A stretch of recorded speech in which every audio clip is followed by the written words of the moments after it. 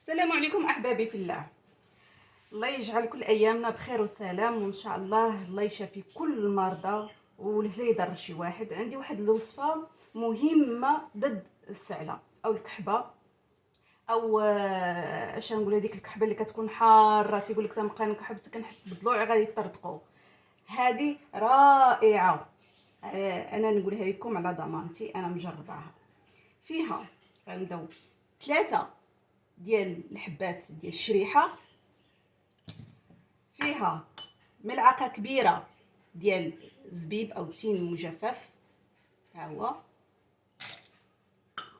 فيها 3 ديال التمرات، ها هما. كديروهم هكا وتحطوا 2 كيسان ديال الماء هكذا،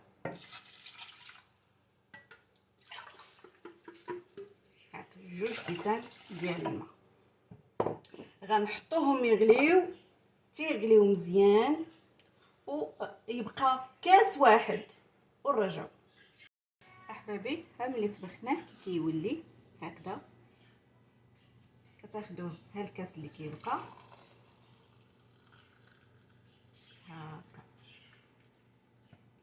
وكتشربوه. ما عنده حتى شي اضرار. هذا كيحيد هذيك الكحبه القاصحه الواعره للوليدات الكبار، لكل شيء. يعني هذا مفيد بزاف بواحد الدرجه ما تصورش.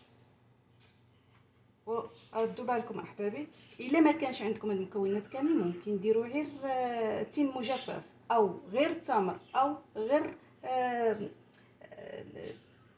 الزبيب، او كنقولوا ليه العنب المجفف.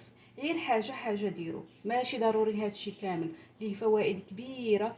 كل شويه كتشوف راسك واش كترتاح، صدرك كيرتاح ولا لا، كتزيدوا تكثروا عاوتاني. ديروه مره اخرى، مره، جوج، 3 حتى كترتاحوا. ولكن الا داومتوا عليه عندكم 3 ايام وتكونوا بالف خير وسلام.